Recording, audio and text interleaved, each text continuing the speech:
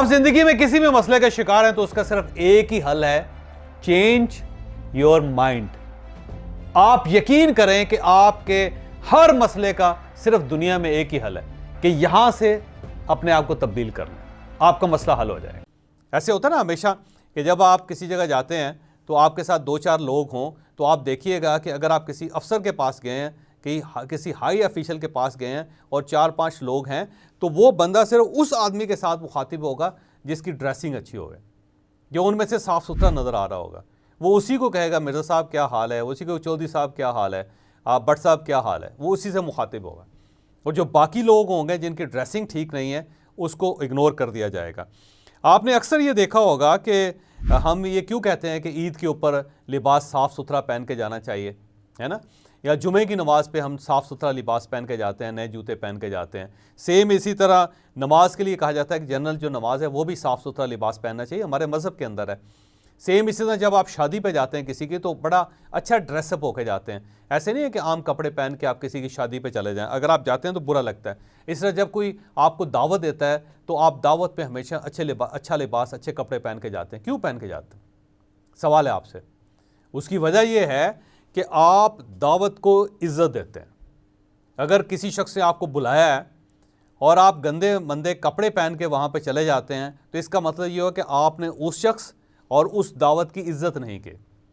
Same इसी तरह अगर किसी शख्स ने आपको शादी पे बुलाया है और आप आम नॉर्मल कपड़े पहन के वहाँ चले गए तो इसका मतलब ये हुआ कि आपने उस शख्स की तौहीन कर दी, आपने उसकी जो तकरीब थी उसको ख़राब कर दिया, आपने उसकी इज़्ज़त नहीं की।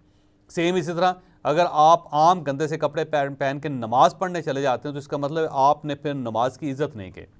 और जुमे के दिन भी अगर आपने साफ़ लिबास नहीं पहना हुआ तो इसका मतलब जुमे की तकरीम नहीं है फिर आपके दिल में।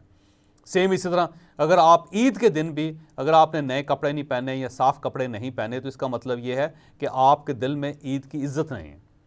तो जब हम किसी शख्स को या किसी इवेंट को इज़्ज़त देना चाहते हैं तो हम हमेशा शानदार कपड़े पहन के जाते हैं, ज़बरदस्त किस्म के कपड़े पहन के जाते हैं। ऐसा ही है ना। तो ये याद रखिएगा कि जो हमारा काम है ना, जिस काम में हम रोज़ लगे हुए हैं, मसलन अगर आप ज्वेलरी शॉप चला रहे हैं, आप टीचर हैं, आप क्लासेस लेते हैं, आप एक दुकान कर रहे हैं, आप किसी जॉब कर रहे हैं, तो ये जो जॉब और काम और जो फैक्ट्री है, जो हमारा वर्किंग एनवायरनमेंट है, वो बहुत ही मोहतरम चीज़ है। वो मोहतरम चीज़ इस तरह है कि उसी से तो हमारा घर चल रहा है, वही तो हमारी आइडेंटिटी है, वही हमारी इज़्ज़त है, वही हमारा निशान है। आपसे जब पूछा जाता है ना आप क्या करते हैं तो आप कहते हैं जी मैं डॉक्टर। तो वो जो डॉक्टरी है वो बेसिकली आपका तारुफ भी है और आपकी ज़िंदगी का, आपकी पर्सनैलिटी का निशान भी है। ऐसा ही है ना। आपसे पूछा जाता है जी भट्ट साहब क्या करते हैं, तो भट्ट साहब कहते हैं जी माशाल्लाह मेरी एक दुकान है। और किस चीज़ की दुकान है, वो ये कहता है जी मैं ग्रॉसरी बेचता हूँ। तो अब देखिए वो ग्रॉसरी शॉप जो है वो बेसिकली आपका शनाख्ती निशान है, वो आपको इज़्ज़त दे रहा है, वो आपको रिज़्क दे रहा है, लोग आपको उससे आइडेंटिफाई कर रहे हैं। सेम आपसे पूछा जाता है कि जनाब क्या करते हैं, आप कहते हैं जी मैं एक सरकारी दफ्तर में मुलाज़िम हूँ। पूछा जाता है कि कौन से सरकारी दफ्तर में मुलाज़िम, आप कहते हैं जी मैं सुई गैस के महकमे में। तो वो जो सुई गैस का महकमा है वो आपका निशान भी है और आपका वसीला रिज़्क भी है, वो आपको रिज़्क भी दे रहा है और आपको इज़्ज़त भी दे रहा है और आपकी शनाख्त भी है। ऐसा ही है ना। तो इतनी मोहतरम और मुकर्रम जगह पर कि जिससे आपका पूरा सिस्टम चल रहा है, जो आपकी शनाख्त है, तो वहाँ पे अगर आप गंदे कपड़े पहन के जाएंगे रोज़ाना तो इसका मतलब ये हुआ कि आपने अपने काम की इज़्ज़त नहीं की। जब आप अपने काम की इज़्ज़त नहीं करेंगे तो फिर काम भी आपको जवाब में इज़्ज़त नहीं देगा।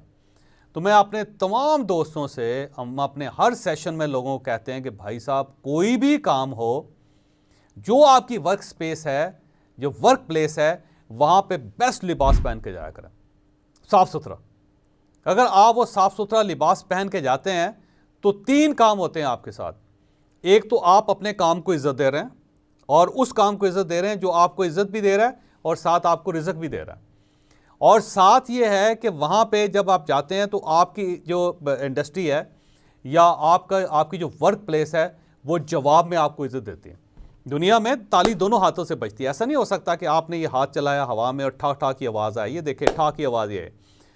तो जब आप अपने काम की इज़्ज़त करेंगे, अच्छा खूबसूरत ज़बरदस्त किस्म का लिबास पहन के जाएंगे तो वो जो काम है वो भी ताली बजाएगा और उससे फिर ताली बजाएगी, उससे फिर वाह वाह होगी आपकी, वो हमेशा आपको उसमें रिस्पांस करेगा। आपने क्लिप देखा, ये क्लिप हमारा एक सेशन था पर्सनैलिटी डेवलपमेंट का, उसका हिस्सा है।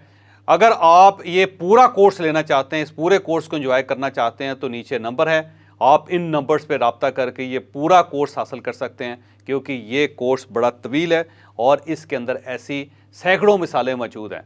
तो आप हमसे इन नंबर्स पे राब्ता कर सकते हैं और पर्सनैलिटी डेवलपमेंट का पूरा कोर्स हासिल कर सकते हैं।